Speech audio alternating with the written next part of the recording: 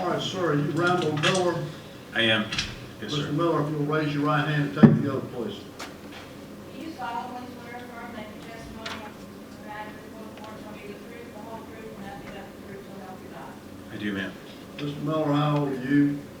I'm 52. And tell me your education. I have a Bachelor of Arts from USC Film School, and I have a Master of Fine Arts from the American Film Institute. All right, and you understand why you're here. I do. And you understand that the charges against you. I do.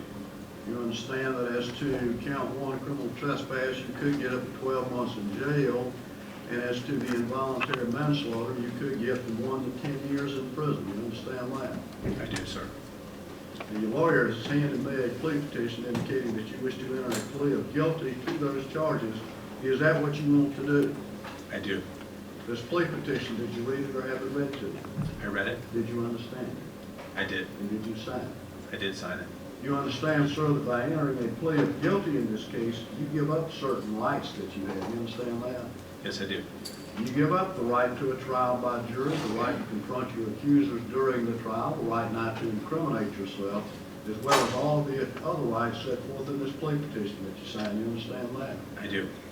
Have you had ample opportunity to discuss your case and this plea petition with your lawyers? Yes, I have. Mr. Gold, Mr. Samuel, or Ms. Clark Palmer, have you thoroughly gone over this plea petition with your client? We have, Your Honor. And you're satisfied that he understands his rights? Yes, we are. You satisfied that he is entering this plea freely, intelligently, and voluntarily with a full understanding of those rights? Yes, he is. All right, Mr. Miller, in order for the court to accept your plea, I need to know what you did to make you guilty of the charges to which you're pleading. So Mr. Johnson is going to tell me what you did, and then I will ask you if what he tells me is substantially accurate. Mr. Johnson. Thank you, Judge. On the morning of February 20th, 2014, 27-year-old Sarah Jones awoke and went to Medin Studios in Savannah, Georgia to begin work in the profession she loved as a camera assistant on the film Midnight Rider. Later that day, she was dead, hit by a train after Randall Miller and others went to the railroad tracks and trestled at Doctortown in Wayne County, Georgia to film scene 14 in that movie. She had 33 external injuries and 12 internal injuries and died as a result of multiple fractures to her head and the base of her skull. The film company was owned by Randall Miller and Jody Savin. Jay Sedrish was the production manager, producer, and Hillary Schwartz was the first assistant director. Charlie Baxter was the location manager. This case begins in late January 2014 when Charlie Baxter, the location manager for Midnight Rider, tried to get permission from CSX for Mr. Miller and Ms. Savin Sedrish to film a scene on the railroad tracks in Savannah. On January 27, 2014, CSX sent an email denying that permission. It read in part, in accordance with our company protocol, CSX does not permit filming on our property. This is based on our concern for the safety of those accessing the work and working on our railroad. When this was told to Randall Miller, Jody Savin, and Jay Sedrish, they rewrote the script to stay off the tracks. All three knew that CSX had denied them permission to be on their property. Mr. Baxter had obtained permission from Rayonier, working through Tina Kicklighter, who was their contact person, to be on Rayonier property on both sides of the railroad tracks behind the plant. When members of the film company came to Wayne County to scout the trestle, she specifically told them, I believe that would be Charlie Baxter, that the tracks and trestle were owned by CSX and they would have to get permission from them to be on the trestle. Because CSX had denied permission to be on their property, Charlie Baxter continued to try to work through Tina Kicklighter to get permission to be on the tracks and trestle. He kept Mr. Miller, Ms. Savin, and Mr. Sedrish appraised of the progress and lack of progress in getting a location agreement with CSX. To get such permission, we would expect the evidence to show would have taken several months, insurance and indemnity agreements, rescheduling trains, providing railroad personnel and safety people, and would cost the film company money.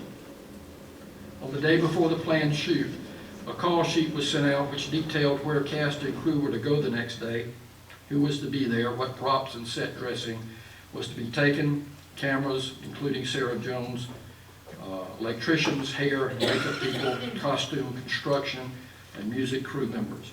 Some 63 different people, including 2 actors, Wyatt Russell and William Hurt, and Randall Miller, Jody Savin, and Jay Sidrich.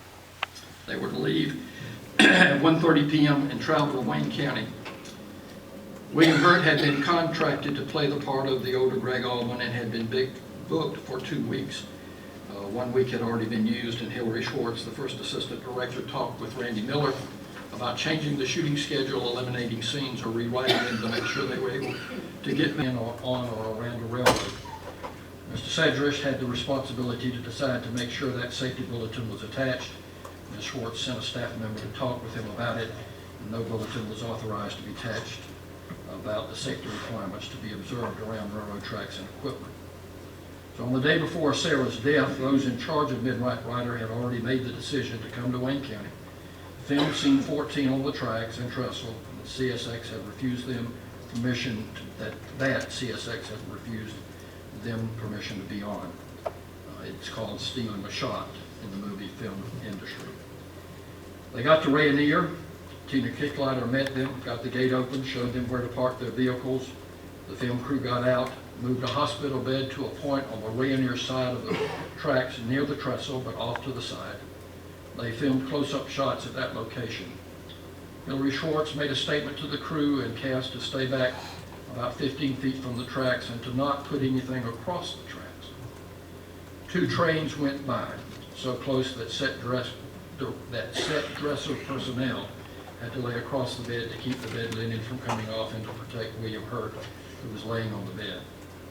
While there were some differences of opinion as to whether there were to be only 2 or 3 trains, everyone knew that it was a loud track.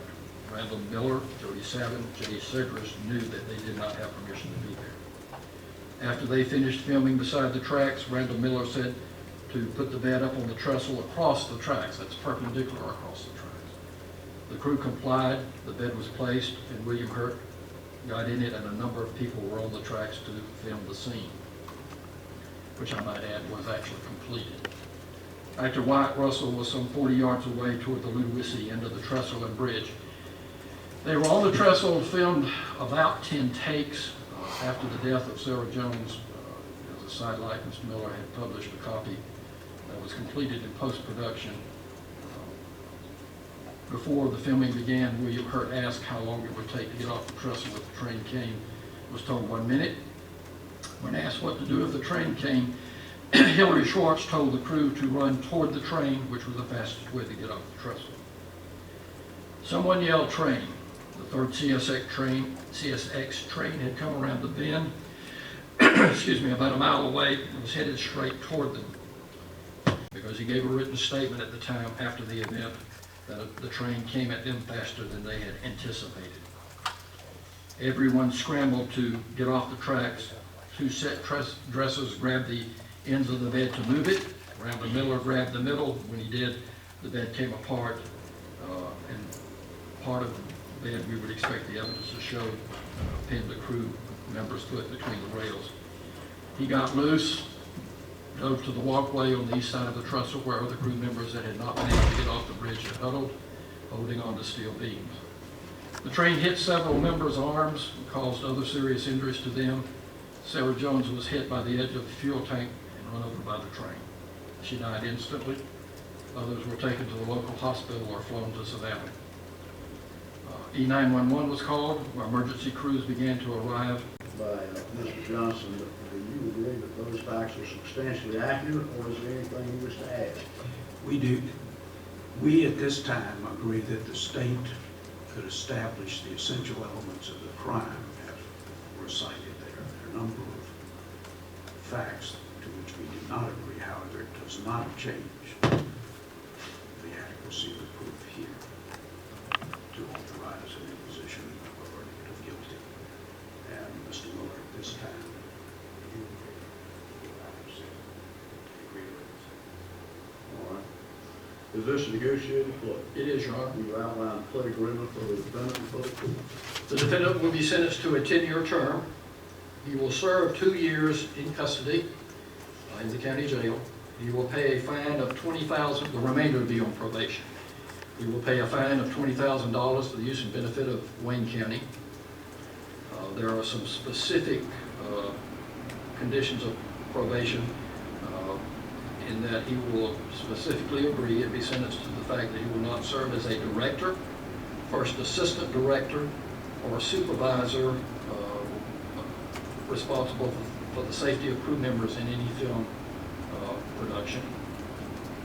We agreed to dismiss or null pros the case against his wife, Jody Savin. I have that order prepared. And we agreed, Your Honor, that if California will accept plea agreement, accept supervision, his supervision for probation can be transferred there. We also will state to the court they filed a petition for first offender treatment, and we will state that Mr. Miller has no prior criminal record that would prevent its imposition, but that is a discretionary matter with the court. As you mentioned, Jack Pearson's recommendation, I will tell you and allow you to withdraw your plea and then go to trial. You understand that? I do, sir. Is it still your wish to enter a plea of guilty? Yes, it is, sir. Have you been threatened in any way or promised any hope or benefit to get you to plead guilty? No, sir. Are you under the influence of any drugs or medications that affect your ability to understand what you're doing today? I am not. And are you in fact guilty of criminal trespass as charged in count 1 and involuntary manslaughter as charged in count 2 of the indictment? Yes, Your Honor. All right, I do find that there is a factual question of the plea. The plea is knowingly, intelligently, involuntarily made. The plea may be won.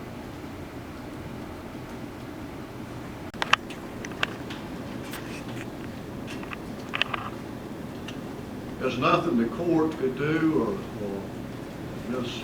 Johnson or the district attorney's office could do to really bring you justice in this case. This was clearly a tragic accident that caused the death of your daughter and sister and granddaughter and loved one that could have been prevented. I hope that this day will in some way contribute to your goal of sending a message to the film industry regarding safety and responsibility, and thereby giving some meaning to this tragedy.